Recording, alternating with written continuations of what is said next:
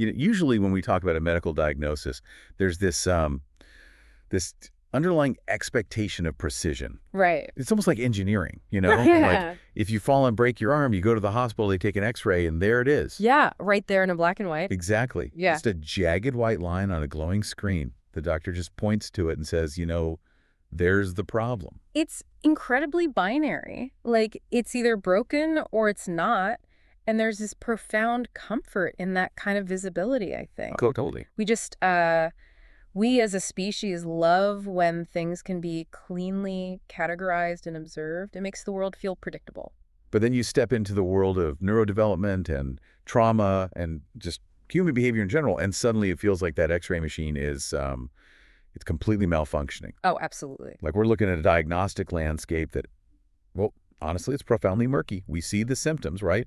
We see the anger, the avoidance, the anxiety, but we can't take a snapshot of the ghost in the machine causing them. Murky is the perfect word for it. I mean, it is the absolute definition of diagnostic muddy waters because the damage isn't structural in the way a broken bone is. Right. The damage, the adaptation is embedded deeply in the physiological functioning of the nervous system. Yeah. And the unconscious architecture of the mind. You can't put a broken sense of safety on a slide under a microscope. Which is exactly why we are here today. We are going on a mission to uncover the hidden, often completely invisible machinery operating right beneath everyday human behavior. Yes. So, welcome to this deep dive. We are taking an extensive look into a huge stack of clinical psychology research, trauma theory, neuroscience, therapeutic frameworks, basically, to figure out why we do what we do. And it's a massive topic. It really is. And for you listening, we're going to look at things you have probably seen 100 times or, felt 100 times in your own life, like explosive, disproportionate anger,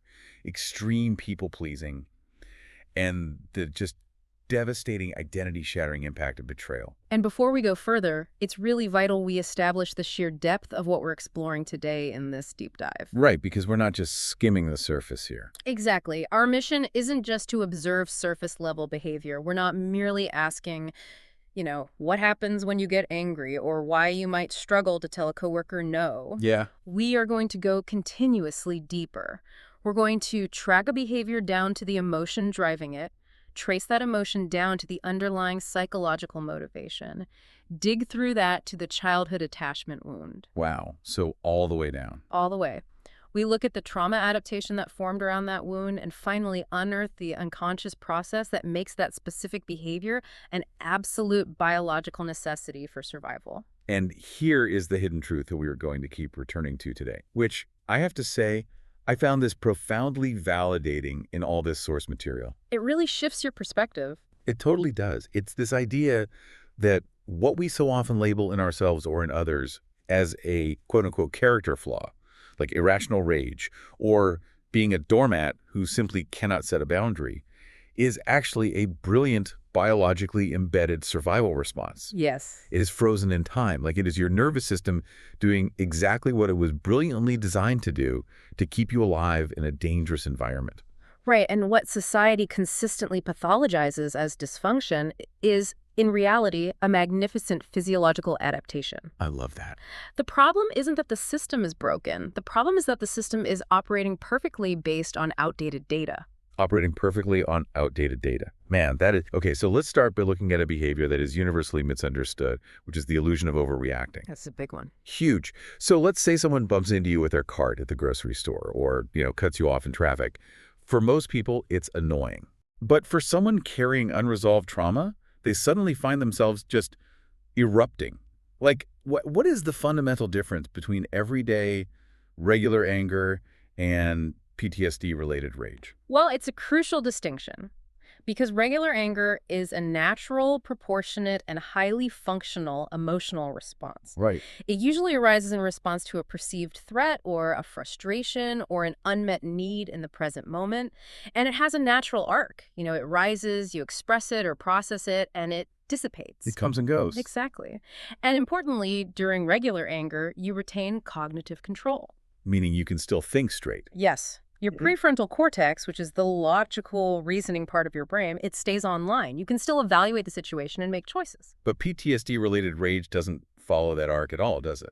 Not even slightly. PTSD-related anger is fundamentally different because it isn't actually about the present moment. Oh, wow. It is deeply tethered to historical experiences.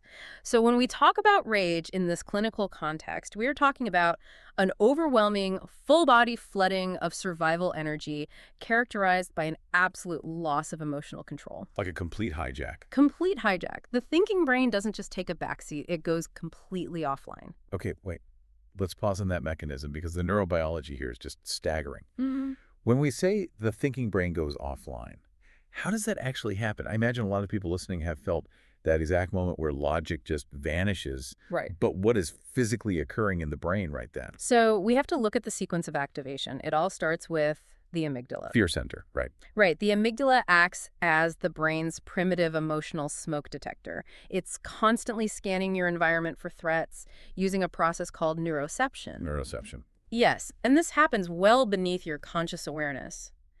So when the amygdala detects a sensory cue that reminds it of historical danger, maybe a specific tone of voice or a sudden movement or a feeling of being trapped, it reacts in approximately 200 to 300 milliseconds. Milliseconds. Wait, so before I can even form the thought, that guy just bumped my cart, my brain has already sounded the alarm. Exactly. It happens entirely before the conscious prefrontal cortex can evaluate the sensory data. That's incredibly fast. It has to be, for survival. Yeah. The amygdala sounds the alarm and immediately activates the HPA axis. That's the hypothalamic pituitary adrenal axis. Okay, the HPA axis. Right, which is the body's central stress response system. The hypothalamus sends a signal to the pituitary gland, which in turn signals the adrenal gland sitting right on top of your kidneys to dump a massive cascade of cortisol and adrenaline directly into your bloodstream. And that chemical dump is what physically changes the state of the body, right? Yes, instantly. Your heart rate skyrockets to pump blood to your major muscle groups. Your breathing becomes shallow and rapid to take in more oxygen. Your pupils dilate. So you're literally transforming. You are. Your digestive system shuts down to conserve energy. And crucially, blood flow is literally diverted away from your prefrontal cortex. Wait, away from the thinking brain. Yes, because in a life-or-death survival situation, taking the time to philosophically analyze the threat will get you killed. Wow. You don't need logic, right? You need to fight or run. So your body is fully mobilized for a violent physical confrontation before you have even consciously realized what just happened. So if we track this down through those deeper layers we promised to explore, right? On the surface, layer 1, we have the behavior exploding at a minor inconvenience. Yes. Beneath that, layer 2, we have the emotion. This overwhelming full-body flooding of rage, which, according to the sources, is almost always immediately followed by intense, crushing shame. Right, because the person realizes their reaction was completely disproportionate. Exactly. Yeah. And that shame is so deeply isolating, isn't it? It really is. It reinforces the individual's belief that they are fundamentally broken or, unhinged. But if we dig beneath the shame to the third layer, the trauma and attachment wound, we find something fascinating in the data. The clinical data shows that childhood trauma, specifically trauma occurring before the age of 7, creates a permanent neurological template for adult rage. It forms the baseline. Yeah, and I found this part of the research deeply unsettling. The sources indicate that trauma before age 7 actually creates 40% greater amygdala reactivity to anger triggers compared to trauma experienced after age 12. It's a massive difference. It's almost as if the brain is literally developing around the trauma. It is developing around it. Because during those early developmental years, the brain is highly plastic, building its baseline understanding of how the world works. Right. If the environment is chaotic, dangerous, or emotionally barren, the brain prioritizes survival architecture over relational architecture. It just builds a fortress instead of a home. Exactly. It builds a hypervigilant amygdala because that is what the environment demands. So when we move to the fourth layer, identity protection, we start to see that this explosive anger serves as an impenetrable shield against vulnerability. Which brings us to the deepest layer, the unconscious process. And this is the insight that just made me stop in my tracks when I was reading. What was it? This idea that the 35-year-old adult's uncontrollable rage is actually a powerless 5-year-old child's terror finally finding a voice. That is the absolute core of it. It just gives you chills. It does, because the nervous system is responding as if you are still that powerless, trapped child facing an existential threat. The rage is a retroactive attempt to protect a version of yourself that could not fight back. And the data really backs up how physical and anticipatory this all is.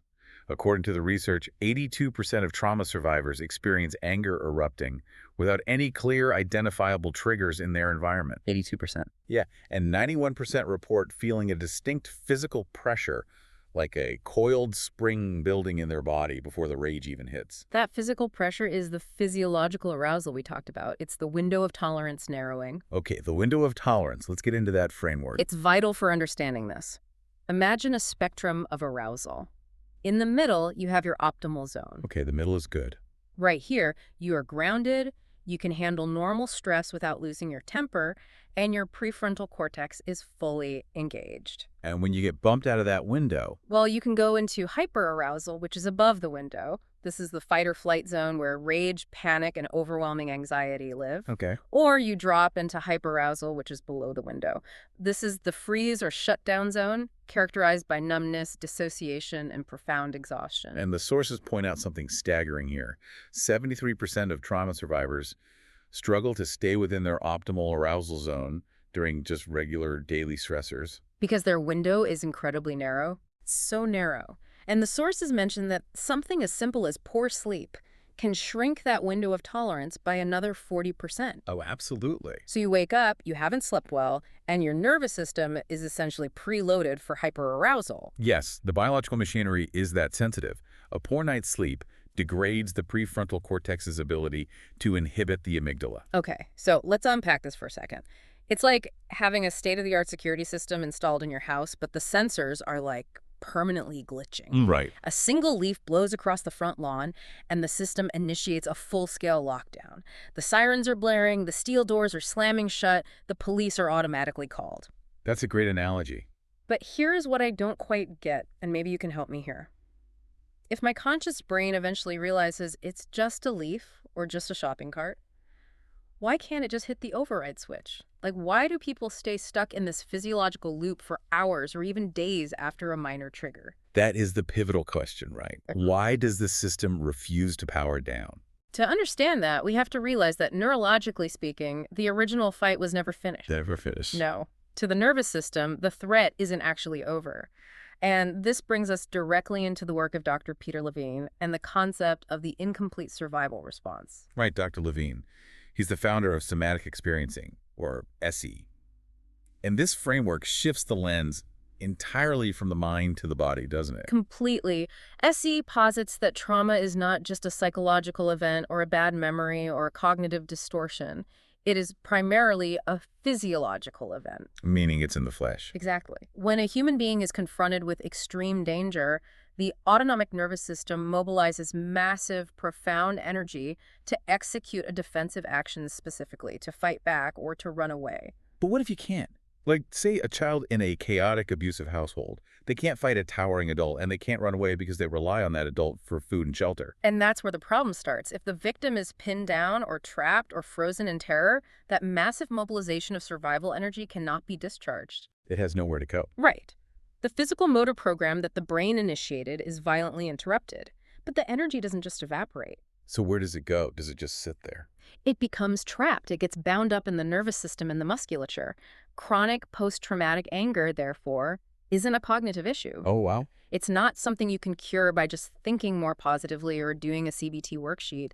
It is a literal physiological attempt by your body to discharge this residual trapped activation energy. So when a minor trigger happens today, like the grocery cart, your nervous system essentially says, finally, an opportunity to finish the fight or flight sequence that got thwarted 20 years ago. Yes, that is exactly what is happening. Man, this is a huge hidden truth for anyone listening. We always hear that you need to go to talk therapy to process your past. Right, the standard advice. But talk therapy alone often fails for trauma rage.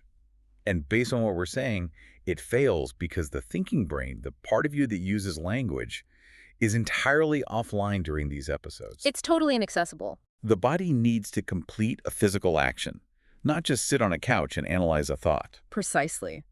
If the amygdala has hijacked the brain in 200 milliseconds and flooded the system with adrenaline, logic is just gone. The body must physically discharge the arousal state before the mind can even begin to process the narrative. Here's where it gets really interesting, but I want to push back on this slightly to make sure I fully grasp it. Sure. You're saying that if I clench my fists and my heart races during a mild, totally safe argument with my spouse today, my body is actually trying to throw a physical punch to protect myself from an abuser from decades ago. Yes. It's like a software download that got stuck at 99% on an old computer, and now every time I open the new program, that old file keeps trying to complete the installation in the background, just crashing the whole system. The 99% download analogy is incredibly accurate. The physical sensations you feel in that present-day argument, the tingling in your arms, the tightness in your jaw, the irresistible urge to push or strike, they are the exact muscular preparations your body made during the original trauma. That is wild. Because the action was thwarted back then, the nervous system keeps rehearsing it. It is literally waiting for the chance to complete the circuit and signal to the brain that you are finally safe. And somatic experiencing uses a specific framework to track this, right? The sources mention SIBM. Yes, SIBM. It's a clinical tool used to map the body's experience. It stands for sensation, image, behavior, affect, meaning, emotion, and meaning. Okay, so 5 channels. Right. These are the 5 channels through which the nervous system reveals trapped information to the conscious mind. By paying hyper-focused attention to these channels, particularly the physical sensation, what Levine calls the felt sense, a person can gently, in very small increments, begin to release that highly charged, stuck energy without overwhelming the system again. Okay, so we've looked extensively at the fight response. We understand the biology of why the body gets stuck in rage. But this naturally leads to a darker question for me. Okay. What happens when fighting back or running away was never an option to begin with? What if the only way to survive a threat was to completely abandon yourself? Yeah, this brings us to a much quieter but incredibly insidious trauma adaptation. When fight and flight are completely off the table, the human nervous system has to get creative to survive.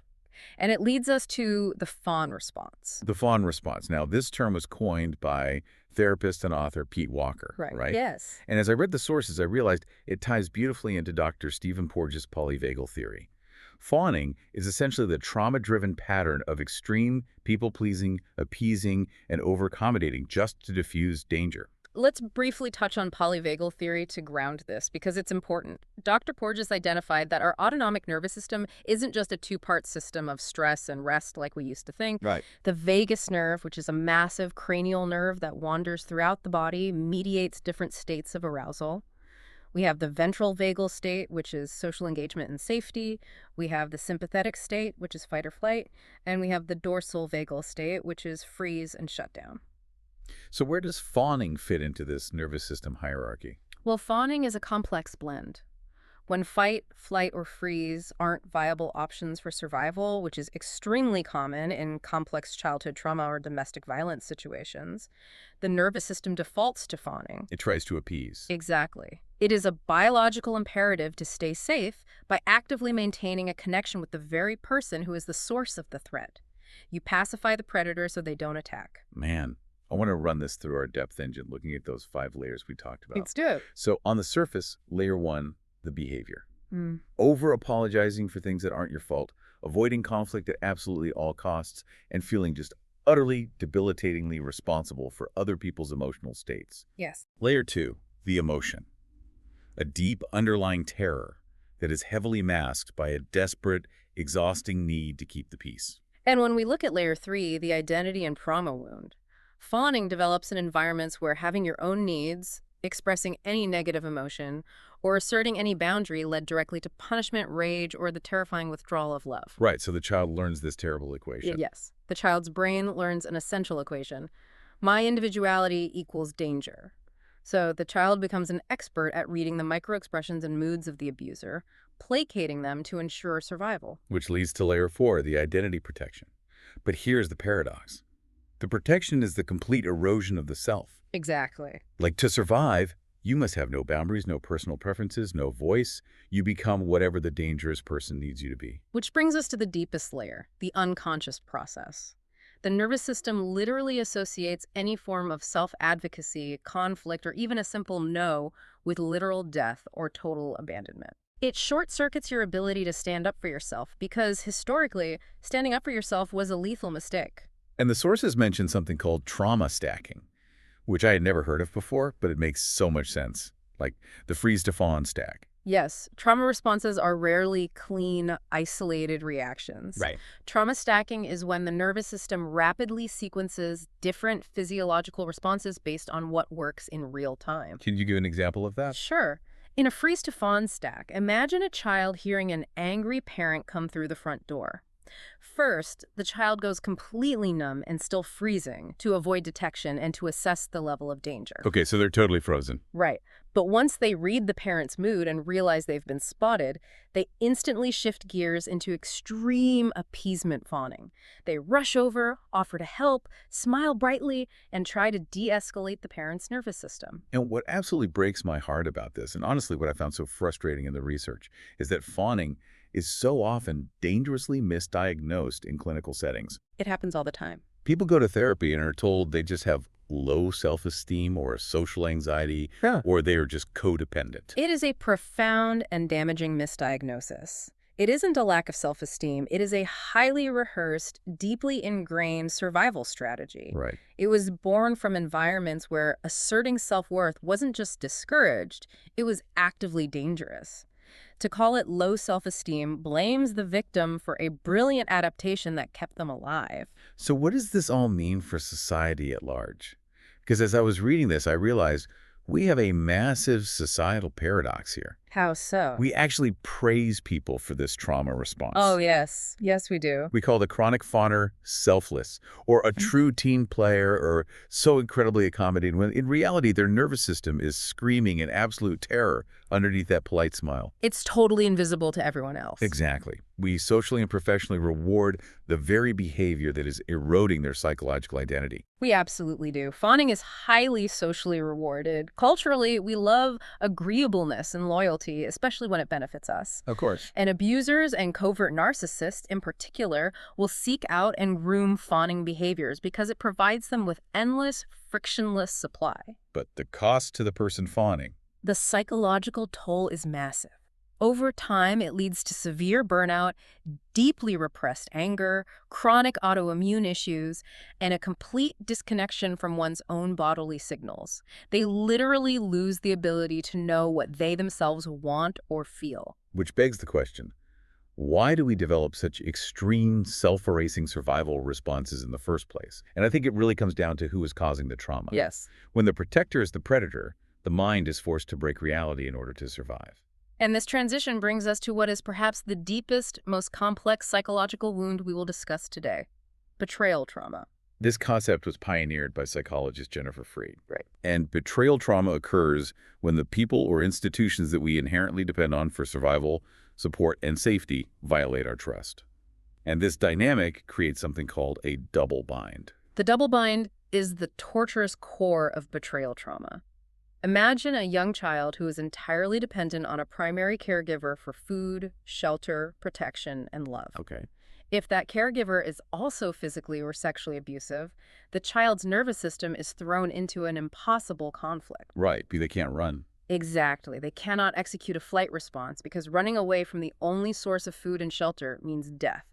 And they cannot fight back because they are physically overmatched. So they're trapped. They must stay attached to the abuser to survive. So how does the human brain cope with the reality that the person keeping them alive is also destroying them? The sources say the brain induces something Freud calls betrayal blindness. Betrayal blindness is an extraordinary unconscious survival mechanism. Like a literal blindness to the abuse. Pretty much. To maintain the necessary attachment to the abuser, the victim's brain essentially actively compartmentalizes, ignores, and actively forgets the betrayal. That is just... Wow. You literally cannot consciously know that you're being deeply harmed by the person keeping you alive. The cognitive dissonance would destroy your ability to function. Right. So your brain hides the truth from you, creating an artificial reality where the abuser is good and perhaps you are the one who is bad. To understand the sheer scale of the psychological destruction when that blindness finally lifts, we have to look at Dr. Ronnie Janoff Bullman's shattered assumptions theory. A fantastic framework for this. She posits that everyday human psychological health relies on three core, unconscious beliefs or assumptions about reality. First, that the world is generally benevolent. Second, that the world is meaningful and operates with some level of justice. And third, that the self is worthy of love and respect. And high betrayal trauma is unique because it shatters all three of those foundational assumptions simultaneously. All at once. All at once. When betrayal occurs by a trusted figure, the victim is suddenly forced to operate in a horrifying new reality where the world is dangerous and unpredictable, events are malevolent and unjust, and their own self-worth has been violently invalidated by the person they trusted most. The data here provides a surprising and vital insight, I think. High betrayal trauma predicts significantly greater rates of severe depression, extreme dissociation, and complex PTSD symptoms compared to low betrayal trauma. Right, low betrayal trauma being like, say, surviving a natural disaster or a car accident. Exactly. It is measurably different neurobiologically. It isn't just a broken heart or a feeling of disappointment. It is a specific, devastating psychological wound. Yes, and this is why accurate diagnosis is critical. If a clinician treats betrayal trauma like ordinary grief or standard PTSD, they will miss the deepest layer of the wound, the entirely disrupted sense of safety and reality. Because the world fundamentally looks different. A car accident doesn't inherently make you believe that the people you love are secretly plotting against you. Betrayal does. Let me put myself in that scenario for you listening to really grasp the weight of it. If I discover a deep betrayal, say, discovering years of hidden infidelity by a spouse, or realizing the extent of abuse by a parent, I haven't just lost a relationship. No, you've lost much more. I've lost my entire baseline for reality. How does the brain even begin to process that level of deception without completely fragmenting? That is what we call the crisis of discovery. The crisis of discovery. As the reality of the betrayal finally breaches betrayal blindness and enters conscious awareness, the survivor is faced with an impossible cognitive task. They have to retroactively rewrite their entire autobiographical history. What do you mean by retroactively rewrite? Well, think about it. Every memory, every shared vacation, every moment of vulnerability, every argument with the perpetrator must now be dragged out of mental storage and reevaluated through this new lens of deception. Oh, man. Were they lying to me then? Did they actually love me on that day? Exactly. And this process exhausts the brain's processing capacity. It unleashes a delayed, overwhelming wave of visceral rage and profound psychological fragmentation. The brain is just overwhelmed. Completely. The survivor's identity literally divides into a pre-betrayal self who is innocent and trusting, and a post-betrayal self who is shattered and hypervigilant. And this terrifying fragmentation is made infinitely worse when the betrayer refuses to acknowledge the reality of the harm they caused. Oh, that's the second blow. Right, when they deny it, it unleashes a secondary layer of psychological destruction that can sometimes be worse than the initial betrayal. Which brings us to the machinery of deflection, the tactical weapons used by abusers to maintain power. Yes. The acronym DARVO. I want to spend real time here because this mechanism is everywhere once you know what to look for. DARVO stands for deny, attack, and reverse victim and offender. DARVO is an evolutionary weapon of self-protection utilized masterfully by abusers, narcissists, and toxic institutions. It is a predictable, three-step behavioral loop. So, step one. Step one. When a victim confronts an abuser with evidence of harm, the abuser fiercely denies the behavior ever happened. And step two. Step two. They immediately pivot and attack the victim's credibility, their memory, or their sanity. You're crazy. You're remembering it wrong. You're always making things up. Exactly. And then step three, the most disorienting part. They reverse the roles. They claim that they are the true victim of a cruel, false accusation, and that the actual victim is the persecutor. But I have to push back here on the framing for a second. Okay. We call it an evolutionary weapon of self-protection. But isn't it really just a sophisticated way of lying? Like, do they actually believe their own DARVO, or is it a calculated manipulation? It is often both, which Okay. is what makes it so dangerous. Well, For highly manipulative individuals, yes, it is calculated gaslighting. But for many abusers, particularly those with profound narcissistic traits, their own ego is so fragile that admitting fault would cause a psychological collapse. so they literally can't admit it. Their brain employs DARVO automatically to protect their grandiosity. They rewrite reality in real time to maintain their self-image as a good person. And when a victim, whose reality is already shattered by the betrayal, is met with DARVO, I mean, it causes profound secondary It's traumatization. massive traumatization. It leads to severe self-blame, a complete collapse of perceptual trust, meaning they no longer trust their own eyes and ears, and something called moral injury. Moral injury is a fantastic concept to bring in here. It originated in military psychology, referring to the deep psychological distress of witnessing or participating in actions that violate your deeply held moral principles. Right. In betrayal trauma, moral injury occurs when the victim watches the person they love act with a chilling lack of conscience or empathy. It destroys the victim's belief in human goodness. And this dynamic is incredibly prevalent in what the sources call institutional betrayal. Yes, that's a huge systemic issue. This is when a larger entity that you depend on, like a university, a church, a hospital, the military, or a corporation, fails to protect you. Or worse, they actively cover up the harm to protect their own reputation. And they use institutional DARVO. Right.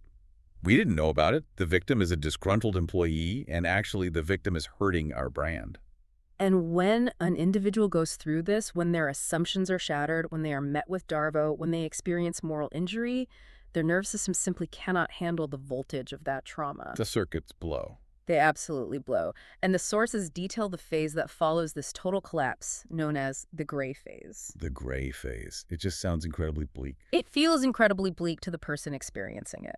The gray phase is characterized by profound emotional numbness, psychic detachment, isolation, and heavy dissociation. Like you're not even real. Right. People in this phase often feel like ghosts watching their own lives from the outside. But what is so crucial here, and what I want everyone listening to hear, is that this phase isn't a pathology. No, it's not. It is not a sign that you are failing to heal or that you are permanently broken. It is, in fact, an essential neurobiological intermission. It is a protective shutdown. The nervous system is effectively pulling the plug on all external stimuli. So it's dropping you into that dorsal vagal freeze state we talked about earlier. Yeah. And why? Because the brain requires massive amounts of metabolic energy and cognitive bandwidth to rewrite a shattered reality. Right. It numbs you out so it can do the heavy lifting of updating your worldview in the background without you actively feeling the agonizing pain of it 24/7. So the numbness isn't a failure. It's your brain acting as a protective cocoon while it reboots the entire operating system. Exactly. And this leads to a fascinating philosophical and psychological concept from Jungian depth psychology called enantiodromia. Enantiodromia. I absolutely loved this concept in the reading. It's the principle that when something is pushed to an extreme, it inevitably tends to transform into its opposite. Yes. Jung observed that extreme one-sidedness in psychological development eventually produces a tension that forces the emergence of the opposite trait. Wow. And in the context of trauma, it explains the incredible transformation we sometimes see in survivors. Because the trauma forces a person who has lived their entire life entirely through accommodation, through fawning, pleasing others, minimizing their own needs into a corner. Right. When the betrayal happens and the fawning failed to protect them, they are pushed to the absolute extreme. Yeah. And in that extreme, they suddenly discover an inward fierce authority they never knew they had. It's an initiation. Yeah, the trauma, as horrific and unjust as it is, performs an initiation. It burns the old, accommodating self to the ground, forcing the creation of a highly differentiated, authentic self. It is the psychological architecture of post-trauma reconstruction. The very structures that shatter the naive core beliefs, the weak boundaries, the people-pleasing identity, are the exact preconditions required for accessing a more resilient, authentic self. You can't build a fortress on sand. Exactly. You cannot build a fortress on a foundation of sand. The sand has to be washed away first. So we've spent a lot of time mapping the deep architecture of the trauma. We know how deep it goes, how the nervous system traps the unfinished fight, how fawning erases the self, how betrayal shatters reality, and how the brain shuts down to cope. It's a lot of heavy lifting. It is. Yeah. Now, the vital question, how do we rebuild it? We know talk therapy alone often isn't enough. We need interventions that actually reach down and rewire the nervous system. Let's transition into the evidence-based modalities for integration. The clinical research over the last few decades has been incredibly promising here. We now have several highly effective, heavily researched therapies that actually target the biological storage of trauma. Like what? These include trauma-focused cognitive behavioral therapy, TFCBT, prolonged exposure, or PE, eye movement desensitization and reprocessing, EMDR, cognitive processing therapy, CPT, and written exposure therapy, or WETT. I want to break down why these work at a neurobiological level, not just what they are. Let's start with EMDR, because it sounds almost like magic until you understand the science. It really does. It uses bilateral stimulation, like the therapist moving their fingers back and forth for the client to track with their eyes, or using alternating taps or tones while the client briefly focuses on traumatic content. It sounds strange at first, but the mechanism is profoundly logical. What's fascinating about EMDR is that it leverages the concept of working memory. Okay, working memory. When you hold a traumatic memory in your mind, it takes up cognitive space. By introducing bilateral stimulation like the eye movements, you are simultaneously taxing the working memory. Giving it too much to do. Right. The brain cannot hold the intense, vivid emotional charge of the trauma while simultaneously tracking a moving object. As a result, the vividness and emotional intensity of the memory degrade. And it also engages both brain hemispheres simultaneously, right? Which mimics what happens when we sleep. Exactly. The alternating bilateral stimulation mimics the memory consolidation processes that naturally occur during REM sleep, rapid eye movements. Right, when we dream. REM sleep is when the brain files away the events of the day. Trauma often gets stuck in the right hemisphere, looping as a present tense emotional flashback. So it feels like it's happening right now. Yes. EMDR leverages brain plasticity to reorganize those neural connections, allowing the dysfunctionally stored memory to be processed by the left hemisphere and integrated into a coherent past tense autobiographical narrative. Wow. It moves the memory from this is happening right now to this happened a long time ago and I survived it. And the statistical data on this is just incredible. The sources note a study where, after just 12 sessions of EMDR, 77.7% of multiply traumatized combat veterans no longer met the diagnostic criteria for PTSD. Yes. 77.7%. That is a staggering success rate for a population dealing with profound, complex trauma. It is remarkably effective. And for those who need a more cognitive approach, cognitive processing therapy, or CPT, directly targets those shattered assumptions we discuss with Janoff-Bollman's theory. Right. The shattered worldview. CPT doesn't just ask you to talk about your feelings. It helps individuals systematically identify, analyze, and challenge the maladaptive beliefs about safety, trust, power, and self-worth that the trauma created. It actively restructures the cognitive distortions. But the modality that absolutely blew my mind in the research deck, the one I had literally never heard of, is WETT, or written exposure therapy. WETT is a genuine paradigm shift in the landscape of trauma treatment. It was developed to overcome the high dropout rates of traditional therapies like prolonged exposure. Which can be grueling, right? Extremely grueling because it requires patients to vividly recount their trauma over and over out loud. WETT condenses the trauma processing into just 5 sessions. Wait, let me unpack this to make sure I'm reading the data right. 5 sessions. And each session involves about 30 minutes of trauma-focused writing. Yes. The clinician provides specific instructions. The patient writes continuously for 30 minutes about their trauma, focusing on the emotions and the meaning of the event, and then they briefly discuss the writing experience. Discuss the writing, not the trauma. Right. Not even the trauma itself, just the experience of writing with the therapist. Okay, I have to play devil's advocate here. Go ahead. How can 5 30-minute writing sessions possibly have the same clinical impact as months of intense traditional exposure therapy? Like, if someone has been carrying a betrayal trauma for 20 years, how does 2.5 hours of writing fix it?